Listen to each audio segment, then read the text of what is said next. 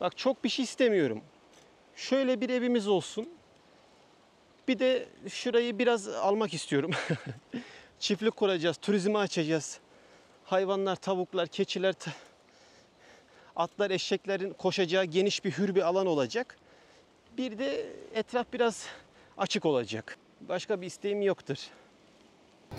Sabahın 7'sinde açık pastaneye bakın arkadaşlar. Japon pastanesi. Aha, yenileri geldi. Tachikawa istasyonumuza geldik. Tokyo'da sevdiğim istasyonlardan bir tanesi. Buradan Matsumoto'ya 2,5 saat sürecek yolculuğumuz başlayacak. Kaç dolara karnını güzel bir şekilde doyurabiliyorsun. Bir tane şundan alalım.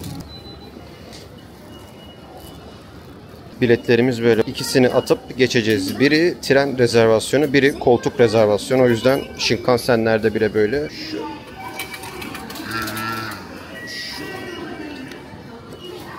Sistem güzel. Bundan sonra kaçıncı platform olduğuna bir bakacağız.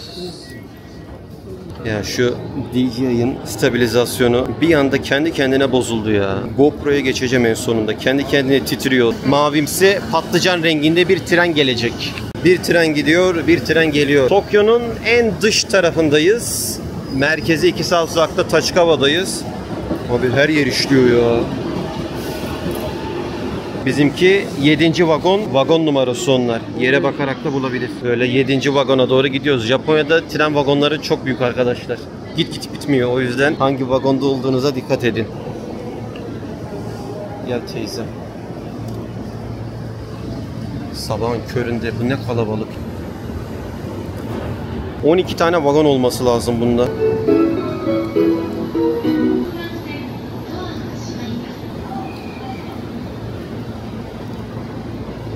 Trenin uzunluğunu göstereyim. Biz trenin orta kısmındayız şu anda neredeyse.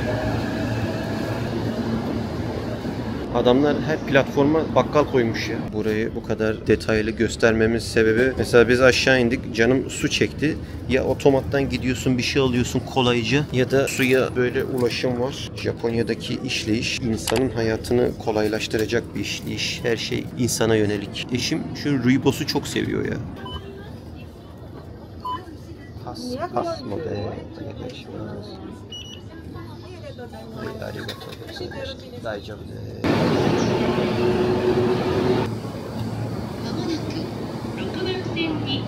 İnanılmaz bir insan yoğunluğu var. Tokyo'da sabah bir de akşam seyahat etmek açıkçası biraz savaşta gibi bir izlenim veriyor. Yaz aylarında görevlilerin üstlerinde klimalı giysiler var. Çok güzel.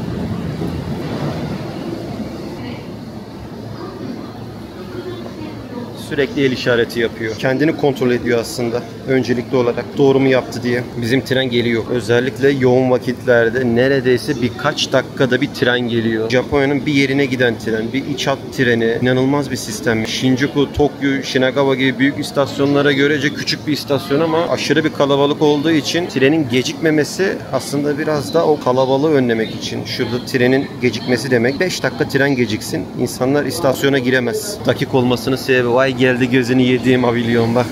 Biz bununla gideceğiz. Ey maşallah. Oy oy oy oy. Allah Japon yapıyor ya. Hadi bakalım. Ne kadar dolu ya. Bunu nereden bindi bunlar böyle? Shinjuku'dan bindi büyük ihtimal.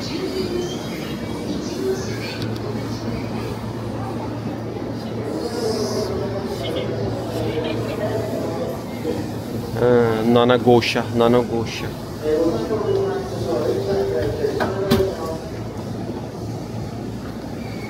Hadi abi yaşa. Bizim burası.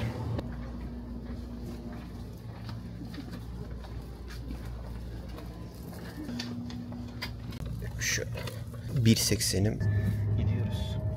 Video beğeni, abone olun.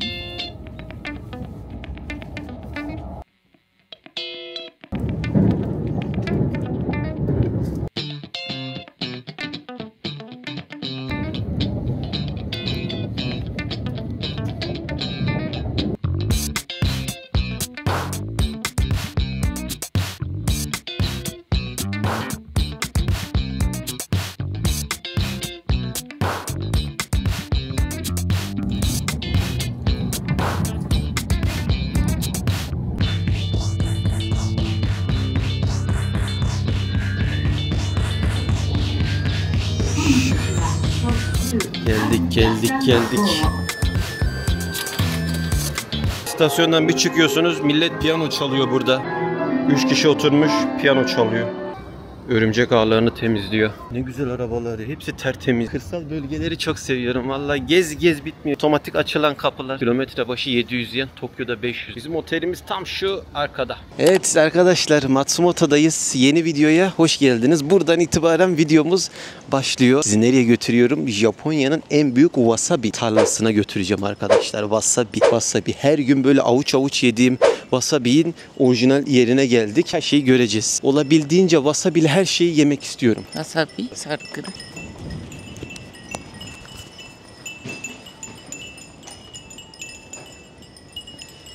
Richmond, bak bizim otel bu. Hemen geldik, bak istasyondan çıktık, 5 dakika olmadı geldik. Otobüs durağı da arkada, Kamikochi'ye giden biri ayakkabısını yolda unutmuş. Kamikochi otobüs durağı da burada arkada. Gelirseniz aklınızda olsun, Matsumoto merkezden otelinizi alın. Biz çantamızı bırakıyoruz, hemen gidiyoruz. Oteldeki çalışan dedi ki Hotaka istasyonuna gidin. Oradan ya yürüyerek ya taksi 2 kilometre. Her zaman otobüs olmuyor. Bir baktım harbiden de 2 saatte bir otobüs gidip geliyormuş. Şimdi hedefimiz Hotaka.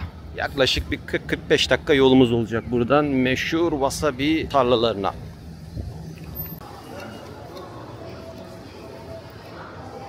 6. platform Hotaka. Ulaşım ağına bakar mısınız? Adamların kasabasında kapıya basıyorsun, kendisi açılıyor, içeriye giriyorsun. Japonya'da böyle küçük trene binerseniz eğer bilin ki çok güzel manzaralardan geçeceksiniz arkadaşlar. Şöyle bir çıkarımım var. Japonya'da her yer birbirine benziyor arkadaşlar şehirlerde. En güneyine, en kuzeyine gidin, ortasına gidin. Şehirlerin yapısı hep aynı. Kullandıkları malzemeler, görüntü, istasyonların şekilleri her yerde aynı. Patates çorbası. Hem de soğuk. Neden böyle bir şeye gereksinim duymuşlar? Bura biraz Hokkaido'yu anımsattı bana ya. Hokkaido'da o lavanta tarlalarıyla ünlü yere gitmiştim de. Bizi dost bildiğimiz Takashi'ler vurdular. Bir de Hokkaido yarası var hepsinden derin. Söyleyin, Hokkaido'dan bir haber mi var? Yoksa Sakura'nın gözyaşları mı bu yağmurlar? İçerim yanıyor yar yar, yaram pek derin. Bana nazlı yardan ama bir haber verin. Bulutlar yarime selam söyleyin. Kavuşma günümüz yakınmış değil, felek yardan ırak koyduysa bizi gurbet elle. Bir başıma neyleyim, yardan ırak yaşanır mı söyleyin. İçerim yanıyor yar yar, yaram pek derin. Bana nazlı yardan ama bir haber verin. Bulutlar yarime selam söyleyin. Kavuşma günümüz yakınmış değil, felek yardan ırak koyduysa bizi gurbet elle. Bir başıma neyleyim. Vallahi arkadaşlar, büyük şehirler gerçekten de çok büyük ya. Yani ben her gün 2 saat bir Japon'un kulak memesinde trende gidiyorum. Konnichiwa.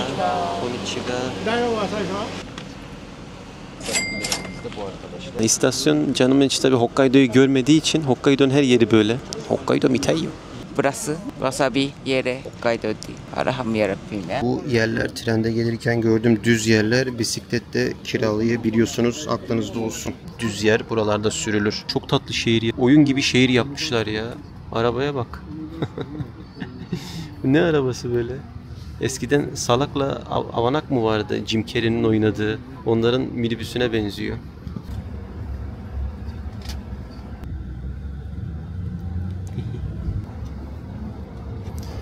Usta bizi nereye götürüyorsun usta?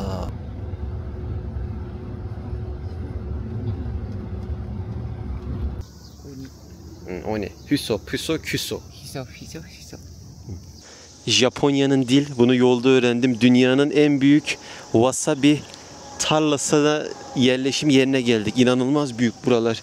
21 futbol sahası genişliğindeymiş. Kaç hektardı ya? 15 hektar. Çalışan bıkmış artık wasabi görmekten. Tabii ben wasabi'yi seviyorum. Her türlüsünü alacağım ama önce bir gezelim. Suyun berraklığına bakar mısın? Tam yüzmelik arkadaşlar. Su Japonya'nın en temiz sularından bir tanesi. Japon Alplerinden geliyor. Senede 120 ton wasabi çıkıyormuş burada ya. Çok sıcağı sevmediği için böyle üzerlerini kapatmışlar. Su aslında burada biraz soğuk, suya bir dokunacağım. Benim Japonya'da gördüğüm en temiz sulardan. Arkadaşlar Japonya'nın wasabi ihtiyacının %80'ini şaşıracaksınız burası karşılıyor. Geri kalanı buradaki insanlar satın alıyor. Bir kısmı ihraç ediliyor. Yurt dışına gidiyor. Wasabi yaprağı böyle bir şey arkadaşlar. Dikkat ettiyseniz çok işim arimos. İppay işi arimos. Bunları bilerek yapıyorlar. Dağlardan sular geliyor ya. Suyun altında mineralle alakalı. Aslında wasabi büyürken bu da önemli. Ayaklarını mı sokuyorlar? Ben de sokacağım. Teyzem dur. Burada ne? Wasabi'ye ayak sokma yeri. Aa, buz gibi ha. Wasabi'nin bir sayfa dolusu yararı var. Albinolar. Sprensis alfonsino. Yokohama'da balık pazarına gittik de bak balıklar ne güzel yüzüyor. Su çıkıyor. Bunun kökünü, yaprağını, tozunu, birasını, dondurmasını, sobasını, eriştesini, her şeyini yapıyorlar. Çalışan nerede? Ben anlamadım. Çalışan yok. Nasıl bu kadar düzenli, tertipli oluyor? Allah, dünyaya bir daha gelsem balık olmam. Hemen yerler beni de. Kuş olmak isterdim Japonya'da. Shimenega, Hokkaido'da Shimenega olmak isterdim. Bak bizden önce bir Japon'un oturduğu nasıl belli görüyorsun değil mi? Ayısını düşürmüş. İyi ki de geldik. Tavsiye ederim. Fazla da turist göremedim. Genelde Japon ve Çin ağırlıklı. Wasabi ile ilgili bilgi verim arkadaşlar. Bakın. Buranın haritası. Çalışanı olsa bu kadar göstermez ya. Tarlayı görüyorsunuz. 21 futbol sahası büyüklüğünde. Senede 120 ton buradan wasabi çıkıyor. İnanılmaz. Şimdi ben neden bu kadar wasabi övüyorum biliyor musunuz arkadaşlar? Böyle balığın sushi'nin yanında veriyorlar. Biraz 3-5 saniye yakıyor değil. Bildiğiniz kanser etkileyici madde var. Antibakteriyel özelliği var. Zaten çiğ bir şey yediğinizde o bakterileri öldürüyor. Gazı şişkinliği azaltıyor. Bunlar en basiti. Kanın pıhtılaşmasını azaltıyor. Kalp damar hastalıklarına koruyucu, bağışıklığı güçlendiriyor, iltihap önleyici, kansere karşı etkisi var. Bilimsel çalışmalar wasabi'deki etken maddelerin tümör hücrelerinin büyümesini yavaşlatabileceğini göstermiş. Burası benim birkaç senedir aklımdaydı. Hep rotamdaydı ama gelmek kolay olmuyor. Tek de gelmek istemiyordum. Eşimi de aldım, beraber geldik. Eşim hemşire olduğu için gece vardiyasından çıktı. Zorlamak istemiyorum. Ben böyle hayvan gibi geziyorum. Dağ keçisi gibi ama bu taşları üst üste koyarsanız 3 tane. Anadolu'da da vardı böyle şeyler. Düşmezse, uzun süre ayakta kalırsa dileğiniz gerçekleşiyor. Mühendis. Malatyalı mühendis. Baksana bak bu. Bunu kesin Çinli yapmıştır ha. Bu kadar sistematik Japon çalışması. Kesin Çinli'nin işi o. Ya koku var ya, tam böyle bir çiftlik hayatının kokusu ya. Bu otların kokusunu anlatamam size. Çimin içerisinde yürürsünüz, onun böyle bir kokusu vardır. Sıcak vurduğunda buruna gelir. Böyle bir zihniniz açılır. İşte o kokuyu ben seviyorum. Bir hayvan boku, bir bu koku. Bu da koymuşlar. Bak buraya bu da koymuşlar. Bu da. İlginç. Burada da böyle dua edilecek alanlar var. Fenerler var. Bak aile üyesinin klanının sembolü var. Tavşan mı o acaba? Ne? Geyik mi? Şika. Ula bu nereye gidiyor böyle bu dağlara? Bunlar insanlar ne yapmış böyle? Baksana abi git bitmiyor ya.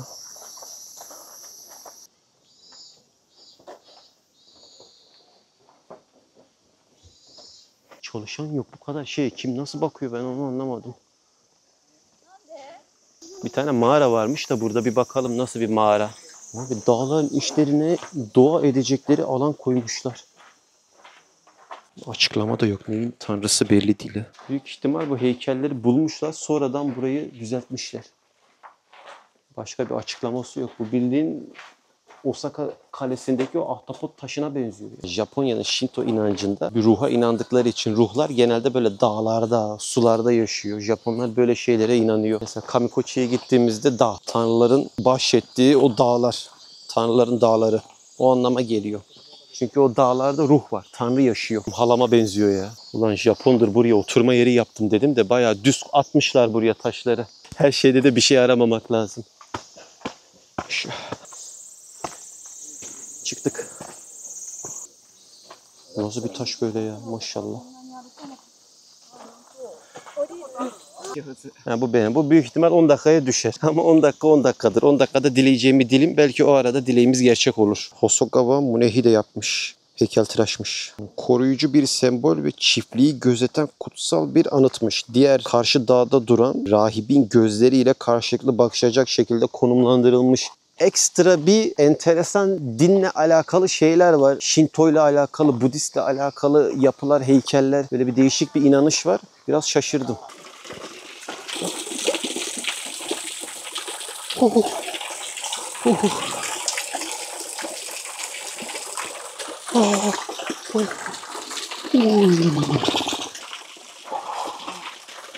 Ay ve o dağlardan gelen saf berrak suyla bildiğin magnezyum bu ya. Wasabi yetişiyor. Ben biraz şaşırdım buraya bu kadar şey. Ben sadece burada wasabi tarlası bekliyordum da bu kadar dinle alakalı yapıların olmasını beklemiyordum ama dağlardan gelen bir şey olduğu için Japonya'da karşılıksız bir şey yok. Bak yüzünü zaten oraya koymuşlar. Metrekaresine baktım. 150.000 metrekareymiş buranın büyüklüğü. İlk başta geldiğimizde bir su değirmeni vardı girişin orada. Akira Kurosawa'nın 1990 yapımı Yume, yani Dream filminde kullanılmış. 1 milyon insan buraya geliyormuş arkadaşlar senede. Ve bunların çoğunluğu hep Japon, Çinli, Koreli gördüm. Japonya'yı gezdikten sonra Tokyo, Osaka, Kyoto, bunlara maksimum bir hafta ayırın, Japonya kırsalını gezin. Buraları gördükten sonra Japonya'nın her tarafını gezmek isteyeceksiniz. Bilgilerime bakıyorum. Ben wasabi'yi çok seviyorum. Çok da araştırdım. Her gün dediğim gibi avuç yiyorum ama çok az, fazla değil. Bir tane şey daha öğrendim ya. Bitkisi, yaprakları da yeniliyor da ben daha bunu yemedim galiba. Yiyeceğim. Bunu da yiyeceğim. Senenin 12 ayında istisnasız her ay, her gün burada wasabi üretimi var arkadaşlar. Adamlar öyle bir sistem kurmuş ki bak su kanalları aslında burada güzel bir mühendislik de üzerini kapattıkları için siyah yerlerle göremiyoruz. İnanılmaz bir su kanalı yapmışlar. Böyle gidiyor, geliyor, gidiyor, öyle gidiyor. Başından sonuna kadar. Senenin 12 ayı ya. Otomatı bile yeşil wasabi renginde yapmışlar. Herkes yatıyor, dinleniyor anladığım kadarıyla şu anda. Bir kişi olur yani bir şuralarda bir gezen. O bile yok. Su içiliyor. Yani bu dağlardan gelen suyu da içmeyeceksek hangi suyu içeceğiz? Bu biraz düz gibi. İlhasa benziyor. Biz tam buradan başladık. Şöyle döndük. Gittik geldik tam buraya. Herhalde bir yürüyüş yolunu böyle sıcak bir havada bile 1 saatte tamamlayabilirsiniz. Dağa geldik. Dağda bile sıra var. Bizdeki şırdana biraz benziyor. Bir tane restoran olunca adamlar tekel ya. İçeride bunlar var. Ortalama fiyatlar 13-15 dolardan başlıyor. Wasabiler, unagiler, yılan balıkları, erişte, karabuğday eriştesi. Bu abi de popüler televizyon yıldızı. Konnichiwa. Böyle hitotsu. Üzeri wasabi'li dondurmayı aldık. Buraya kadar gelmişiz. Wasabi'li dondurma yemezsek olmaz değil mi? Ay, arigatou gozaimasu. Kıpkırmızı oldu. Domates gibi oldu yüzü ya. Sıcağı gelmiyor ama hala gezelim diyor. Bu zaten wasabi'li dondurma. Itadakimasu. Afiyet olsun. Ha, wasabi burada işte. Ha, wasabi. Ulan çok...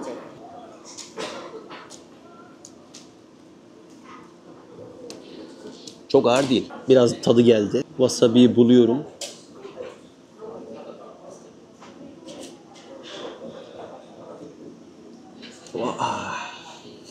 Vay yandım. Bir anda gözüm açıldı ya. Dondurmaya da wasabi atmazsın abi ya. Neden dondurmaya wasabi atıyorlar onu anlamıyorum. Oh biraz wasabi'den ver böyle. Arkadaşlar tamam wasabi'yi seviyorum ama dondurma güzel. Wasabi'yi koymak bence akıl kârı değil. Burası organik yer arkadaşlar. Tam wasabi'nin yeri olduğu için ekstradan yapıyor ama çok değil. Böyle 3-5 saniyede geçiyor. Dondurmayla wasabi bence yenmez ya. Tamam enteresan olan şey Japonya'da para ediyor ama arkamızda böyle Hokkaido'dan gelen patates var. Kroketli böyle etli. O daha çok ilgimi çekiyor şu anda. Çünkü şekerli bir tat var. Soğuk bir tat var. Üzerine böyle bir de acı geldi mi Ulan ne oluyor diyorsun. Yani gerek yok. Bu kadara da gerek yok. Yani bir daha yemem açıkçası. Bence bir kereye mahsus yiyin. Bak şöyle gelirseniz tüp alın. Bunlar birkaç ay son kullanma tarihi var. Ben bunları arıyordum. Bu rendeleme şeyi. Herhangi bir kaliteli sushi restoranına gittiğinizde bunu tık tık tık tık burada rendeliyorlar. Abi zaten ne kadar mutlu. Ishuka. Bir ay mı?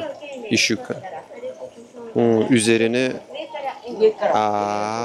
ben tersini biliyordum. Ucunu şu kısmı koparıyoruz. Üst kısımdan tık tık tık tık rendelemeye başlıyoruz ama ilk bir hafta en iyi verimi alacağınız zaman. Nereye gönderdiklerini yazıyorlar da Türkiye yok tabii.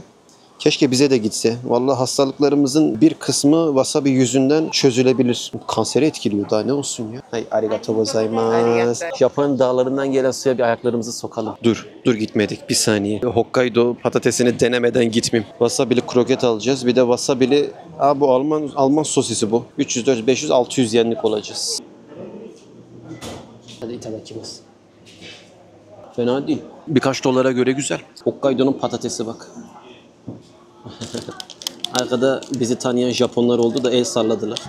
Yemin ediyorum şunun kokusundan bile Hokkaido'ya gittim geldim ha.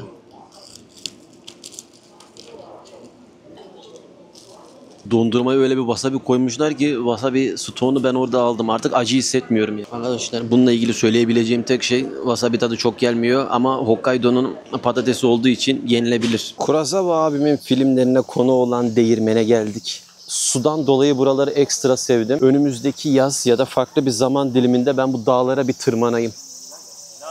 Bir dağlara tırmanıp bu suyun kaynağını bulmak lazım. Japonya'da nadir görünen manzaralardan bir tanesiymiş. Arkada giden Yorozui-gawa nehriymiş arkadaşlar. %100 kaynak suyundan oluşuyormuş. Azumino Japonya'nın İsviçre'sidir. Yan yana beraber akıyor. Tam bir yaradanın mucizesi ya. Doğa olayı yani mükemmel. Şimdi bu suya ayağımızı sokacağız da ben onun derdindeyim biraz. Gitmeye çalışıyorum 10 dakikadır. Kışın şunun yüksekliğine kadar çıkıyor. Su çıkar burada çıkar.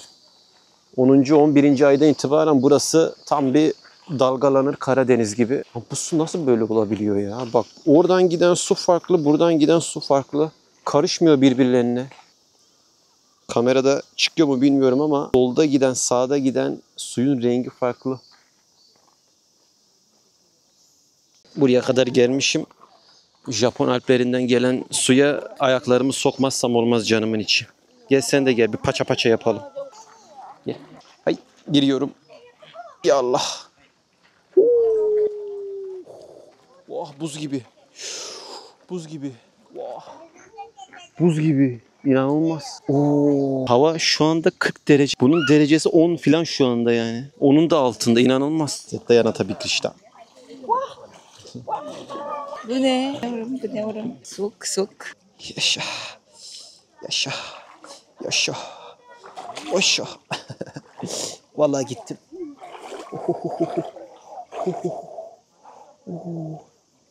Vallahi buz gibi. Buz gibi, buz gibi. Ayağım uyuştu. Japonya'nın Alplerinden gelen sularla Hoppa. Vallahi buz gibi su ya ama yalnız girdikten sonra alışıyorsun ha. Şunu bunu götürelim eve koyarız. Güzel bir Türkçe içerik oluyor. Videoyu beğenmeyi, paylaşmayı, abone olmayı unutmayın. Her daim suyun içinde kalması lazım bu wasabi. Böyle bir bitki işte. Japonya'yı keşfetmeye devam ediyoruz arkadaşlar. Videoyu beğenmeyi, paylaşmayı, abone olmayı unutmayın. Japonya'nın bir yerinden. Buraya gelen Türk var mı merak ediyorum da bir elin parmağını geçmez. Kendi insanımıza burayı göstermek, tanıtmak benim dertlerimden. Bak Koreli geliyor, Çinli geliyor. Tamam yakın ülke ama elin Almanı, Fransızı geliyor arkadaşlar buraya. Nereden bulup geliyor bu İspanyollar, Portekizler burayı? Buraları yolunuz düşerse birkaç haftadan sonra bu bölgeleri gezin. Kamikochi'ye gidin, birkaç gün kalın, kafa dinleyin. Buraların Karadeniz'i zaten ya. Hem Karadeniz'i hem İsviçre'si. O yüzden güzeldir. Şimdi biz alışveriş yapacağız. Oradan sonra kendimizi bir Matsumoto kalesine doğru atacağız. Ya şu. Spielberg geliyor. Hızlandırılmış bir biçimde gelecek şimdi.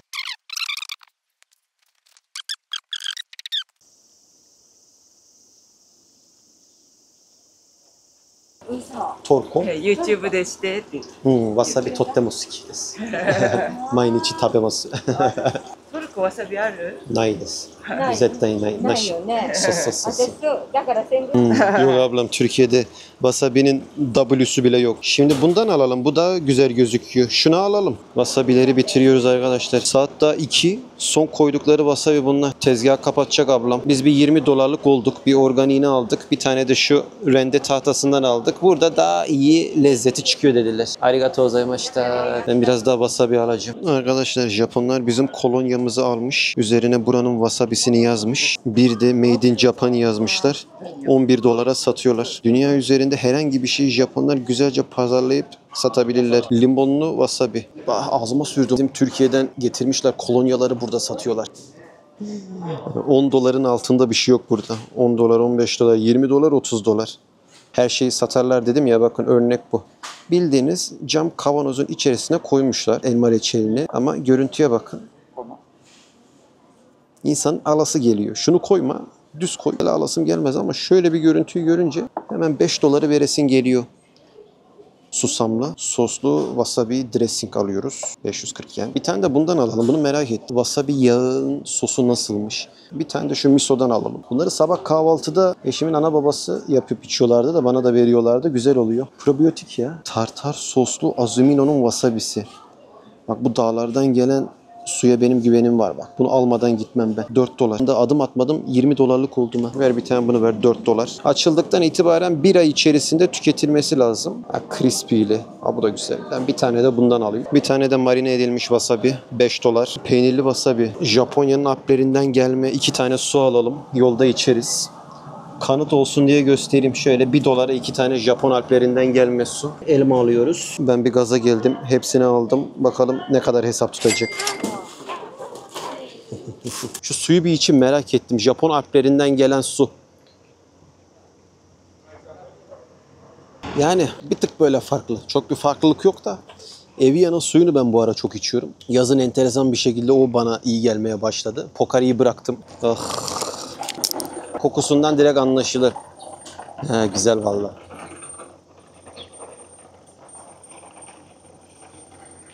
Ah. Bak bu ya. Bu tat geliyor. Bu güzel. İç bakayım. Çok güzel. Abi herkesin arabası var ya. Herkes arabayla gelmiş. Japonya'yı bisikletle gezerken dediğim bir şey vardı. Bir süre sonra karar vermiştim. Japonya nasıl bir ülke diye. Japonya modern bir köy arkadaşlar. Bakmayın Tokyo'ya, Osaka'ya, işte diğer birkaç büyük şehre. Japonya bu. Japonya aslında modern bir köy benim gözümde. Çünkü Japonya'nın %80'i 90'ı böyle arkadaşlar. Ha böyle. Vallahi böyle. Modern köy, modern tarih. Ne ararsan var burada. Spielberg çalışıyor ne? Yine Ghibli gözlerin neler gördü Ghibli gözlerin. Ghibli gözlerin yine yakaladı valla. Anlatmaya gerek yok. Görüyorsunuzun bir benzeri de burada. Bulutlara çok anlam yüklüyor. Yok şu şuna benziyor. Yok bu buna benziyor. Yok bu biriyle el ele tutuşuyor gidiyor. Tam Nuri Bilge Ceylan ya. Olduğu yerde 2 saat boyunca kalıp çeşitli duyguları verebiliyor. Bir bıraktım ne yapacak diye de olduğu yerde hem güneşi sevmiyor hem de Ghibli uğruna dakikalarca bulut çekti. Vallahi helal olsun. Dünyanın en büyük wasabi tarlasından çıktık. Yiyeceğimizi yedik, alacağımızı aldık. Geri dönüş yoluna gidiyoruz. Güzel bir anı oldu bizim için de. Gidemedik. Gidemedik, bu manzarada kaldık. Sistem şöyle arkadaşlar. Ben şimdi Google'dan bak. Rapid diye bir tren vardı. Onu gördüm. Ona yetişmek için böyle bir yarım saat erken geldik. Fakat turist treniymiş. Tabii bu Google'da belirtilmediği için normal tren sandım. Ona binemiyoruz. Bir sonraki tren yaklaşık 1 saat sonra ya böyle bir yemek yiyeceğiz ya böyle bir bisiklet kiralayacağız. Hadi bakalım başlıyoruz. Japonya'nın Alplerine sürüyoruz arkadaşlar. Hayat böyle. Hayat spontane yaşayınca güzel.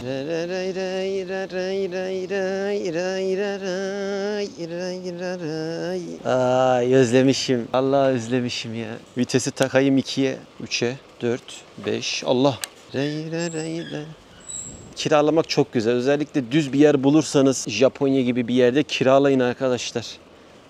Etraf yalnız böyle terk edilmiş bir kasaba gibi. Frene basıyorum, fren 3 dakika sonra duruyor. Ay Sakura teyzem geliyor.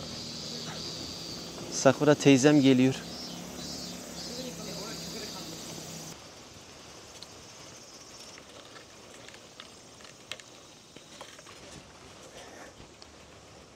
Uy yola bak. Yere bak ya. Kanalizasyonda bile wasabi çıkmış.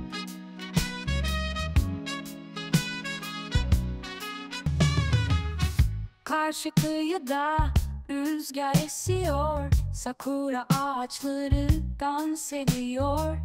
Gün batımında gökyüzü kızıla boyanırken, kışın soğuğunda sıcak çay elimde, ayı kaplıca buraya gel diyor. Biraz tembel güneş düşerken ben de kayıp düşüp kalkıyorum. Yıldızlar altında martılar fısıldar. Migi Magaribas. Uçakla gel, Kemiksiz Japonya'da bisikletle 6000 kilometre yolum var. 6000 kilometre kemiksiz. Özlemişim. Bu tarz evler biraz şey evleri, dağ evlerine benziyor. Ocak, fırın, şu şimdi göreceğiniz şu devasa yer. Hepsinde böyle bir tabii gaz var. Ha, sona geldik.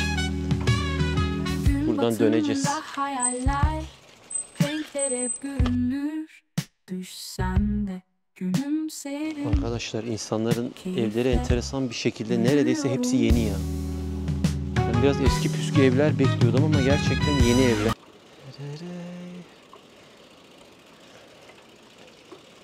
Her yerin istisnası bu kadar temiz olması, herkesin kapısının önünü temizlemesi mükemmel bir şey değil mi?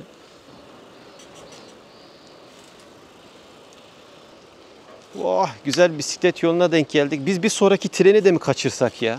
Bak dikkat çocuk çıkabilir diyor. Dikkat edin diyor. Japonya'yı neden bisikletle gezdiğimi şimdi göstereceğim ben size. Bu. Şu manzaralar arkadaşlar. 3 ay boyunca her gün gece gündüz gördüğüm manzara buydu. Al kartal uçuyor. 3000 kilometre. Ne zaman Japonya'da bisiklet sürsem o anlarım aklıma geliyor.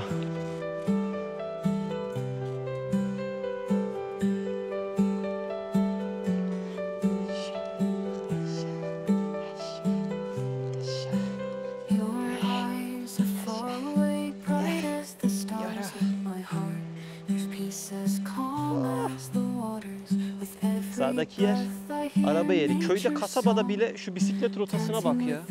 Adamlar üşenmemiş, çift şerit yapacağını şuraya bisiklet yolu yapmışlar.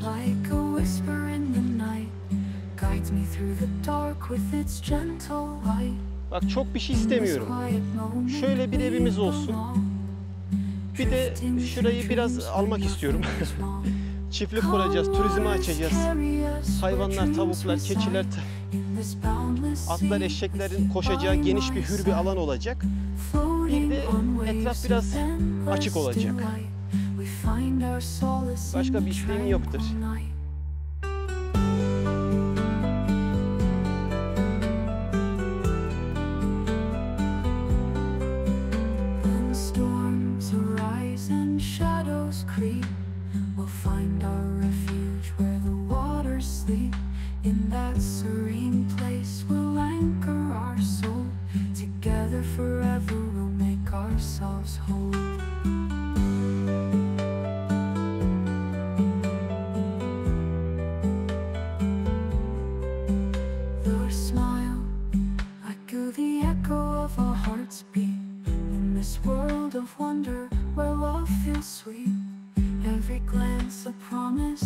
Smoking in the stillness of dawn, our bond unbroken. Calm waters carry us where dreams reside. In this boundless sea with you. Biz ileriden dönerim. Diğer treni kaçırırsak bir saat daha burada var ya, kıçımız baklava tepsisi gibi olur.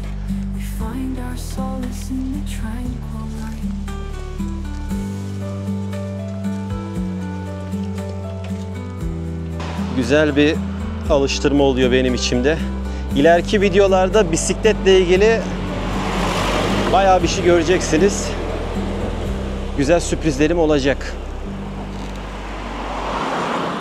Geldik abi. Çok tatlış bir yaşlı amcadan, babaanneden bisikleti kiraladık. Hemen o istasyonun yanındaki, Tourist Information yanındaki yerden. Olur da yollarınız buraya düşerse, illa birilerinizin yolu buraya düşer. Bu tatlış yerden gelin, bisikletinizi kiralayın, bir yarım saat, bir saat gezin. Yemeğe geldik, izakaya. Japon meyhanesine geldik. Klasik Japon meyhanesi. Ortalama fiyatlar böyle 3-4 dolar. Bak tavşan var. Tavşan eti satıyorlar galiba. Konya'da bu tür meyhanelerde, izakayalarda önden bir otoshi, meze, aparatif gibi şeyler getiriyor. Ne getiriyor? Böyle bir tofu. Şöyle soğanlı küçük ebili karidesin çocuğu var içeride. Bu da vejetaryen, böyle turpa benziyor. Turptur diye düşünüyorum. Bu turp mu? İyi mi? Aa, kavurma. Kavurma bu. Vallahi kavurma. Japonya'da kavurma bulduk arkadaşlar. Küçük et parçacıkları var. Soğan. Biraz da turp var bunda. Turp olması lazım. Çok açım diye acaba halüsinasyon mu görüyorum? Ama bizden tamamıyla mezelerimizi düşünecek olursak 180 derece farklı. Şu tofuyu merak ettim. Tadı tuzu yok. Böyle soslayıp moslayıp salataya bir şeyle. Allah. Düştü, tofu düştü abi. Biraz da kavurma alayım.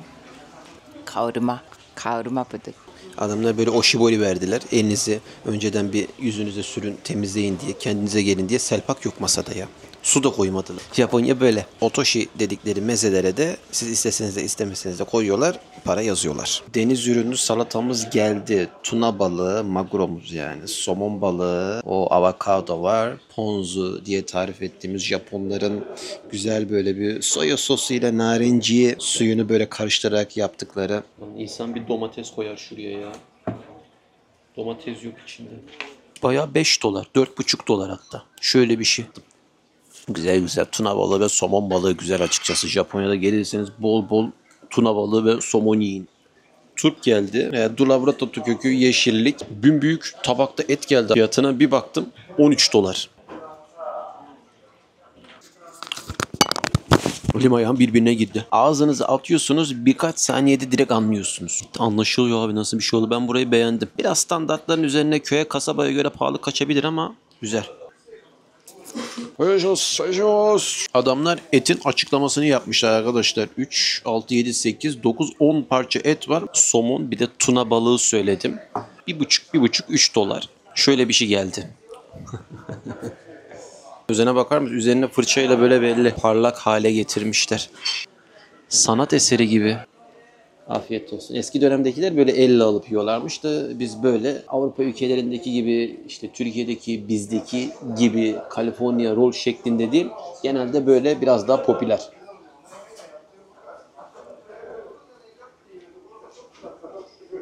Ve fiyatına göre çok iyi. 1,5 dolara göre bence mükemmel. Pilavı biraz lapadil gibi, enteresan şekilde diğer yediğim yerlerdeki pilava göre bir tık böyle farklı geldi. Üzerine bir Japon turşusu. Sanat eseri. Şu tuna balığına bakar mısınız? Bu arada çiğ yemiyorsanız somon ve tuna balığı çiğ tadını en az alacağınız balık tiplerindendir. Haberiniz olsun. Yani şans vermek istiyorsanız bir ülkeye, o Japonya. Genelde misafirlerime söylüyorum. Bu arada benimle birlikte Japonya'yı gezmek isterseniz alttaki mail adresinden, tam şu tuna balığının olduğu yerden bana ulaşabilirsiniz. Geri dönüş yapıyorum. Itadakimasu. Ne oldu? Şifa bu, şifa. Karideslerimiz geldi. Herhalde bir 700 yen civarı bir şey olması lazım. Limon, tuz. Tuz biraz böyle wasabi tuzu gibi sanki. Biraz tuz. Matcha'nın tuzuymuş. İlginç. Direkt aklıma ne geldi biliyor musunuz? Hamsiyi böyle yeriz ya. Bir de limonu atınca direkt o geldi valla. Hamsiyi yedikten sonraki tat geldi enteresan bir şekilde. Görüyorlar canım içi. İnsanların şahin gibi gözleri var, merak etme. Görmek isteyen görür. Yani karides tadı gelmiyor. Tuz çok iyi. Limon attıktan sonra tat 180 derece değişti. Ama çok kızarttıkları için ebinin, yani karidesin tadı gitmiş, öyle diyebilirim. Ve buna 6 dolar verdik. Somonlar, önceki gelenler bence daha güzeldi. Ya Japonya'da her gün bir şey öğreniyoruz arkadaşlar. Matcha Gyo. Japon mutfağında kullanılan bir çeşni diye geçiyor. Yeşil çay tozu, deniz tuzunun karıştırılmasıyla yapılıyor. Hafif yeşilimsi. Zaten doğal olarak şöyle bir şey. Tadı enteresan bir şekilde benim hoşuma gitti. Matcha Gyo diye geçiyor. Yani jandarmanın J'siyle. Aklınızda olsun. Ben beğendim. Hoşuma gitti. Bizim tuzlara biraz benziyor. Şimdi buradan Matsumoto Kalesi'ne doğru gidelim. Hesabı alalım da hesap ne kadar gelecek bilmiyorsun. Şu son kalan turbu bir yiyeyim.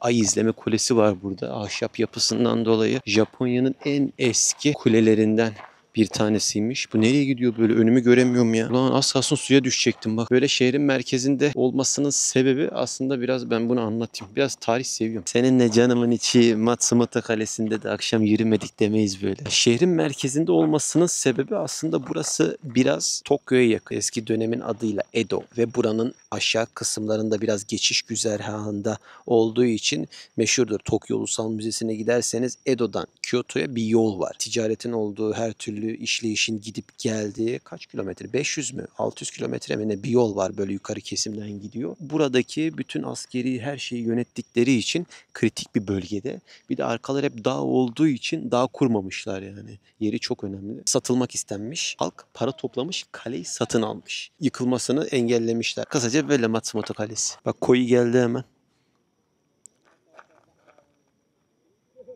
Nagano'da da gitmiştik ya, akşam vakti bu balıkları tutmak daha kolaydır. Böyle ateş, ışık gibi bir şey verdiğinde direkt oraya geliyorlar. O abi, Japon abi genelde öyle yapmıştı. Bir de akşam burada serin, gündüz vakti 35-40 derece, böyle üzerinize hafif bir şey alacağınız tarzda. Güzel değil mi? Japonya'nın neresine giderseniz gidin hep böyle bir insanı rahatlatan görüntüye denk geliyorsunuz. Gecesi gündüzü ayrı, günün her vakti ayrı. Enteresan bir memleket bu yönde. Akşam vakti evime çekilim diyorsun, dışarıya bir çıkıyorsun, dağların arasında bir kaleye denk geliyorsun. Şurada yürüyüş yapabiliyorsun. Bak şöyle bir fotoğraf çektim. Bir şey bulduk. Hakuchu. Bu ne desu? Yakışıklı hayvan. Ku. Beyaz ku diye geçiyor. Buddhaların üstünde durdukları, böyle kötü yerde açtığı için enteresan bir bu lotus çiçeklerinin, yani nilüfer çiçeklerinin Budizmle bir ilişkisi var. Akşam vakti kendilerini açmışlar. Çamurlu sudan tertemiz açtığı için arınmayı, saflığı ve ruhsal aydınlanmayı simgeliyormuş. Beyaz lotus saflık, pembe lotus ilahi sevgi, mavi lotus bilgelik. Kaleyi fethetmenin en kestirme yolu işten fethetmek. Truva atı sokmak. Ancak bu şekilde kale fethedilir. Nobunaga Gifu Kalesi'ni nasıl almış? Kalenin içerisine köstebek sokmuş. Dağın başında kale. Nasıl fethedeceksin arkadaş? Biz çıkarken 5 kilo verdik.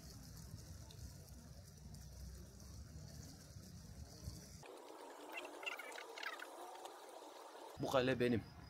Çok kale var. Bir tanesini versinler arkadaş. Ne yapacaklar bu kadar kaleyi? Kasım patı. Oraya bakarım. Mecdemon bir maçta. Kasım patı. Sembolü. Buraya koymuşlar. İmparatorlar eskiden yazışma yaparken onun sembolünü basıyorlarmış da. Yeter bu kadar kale turu yeter. Kaleyi fethettik işte. Kimse yokken geldik, aldık, gittik. Vodka limon eksi 196. Bunlar meşhur. Bunu da gelmişken kısaca açıklayayım. Eksi 196 derecede meyveleri böyle donduruyorlar, karıştırıyorlar ki bütün özü, her şeyi, şifası yerine gelsin diye. Kampai. Şerefe. Geçen Fuat abilerle oturuyoruz, lokaldeyiz. Bana dediler ki sokakta giderken suyun içerisinde 2 tane balık gördüm. O balıklar böyle yenilmiyor, besliyorlar filan dedi. Akşam vakti ben geldim dedi. Baktım o 2 balık hala orada. Çaktırmadan aldım, insan yok. Sabaha karşı böyle bir kızarttım. Öğlene doğru da yedim. Vodka limonu açarak. Fuat abinin böyle enteresan hareketleri vardı.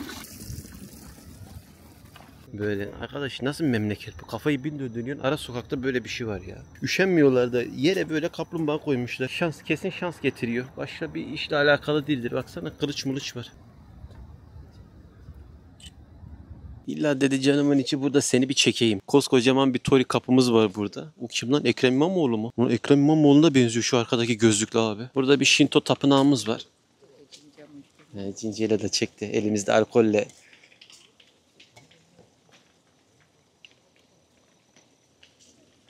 Camici gidelim, 2 bağıralım, BTS şarkısı söyleyelim ya. Ne yapıyoruz biz tapınakta? Adama Ekrem İmamoğlu dedim. Arkamı bir döndüm, adam kayboldu. Almışlar, hemen almışlar adamı.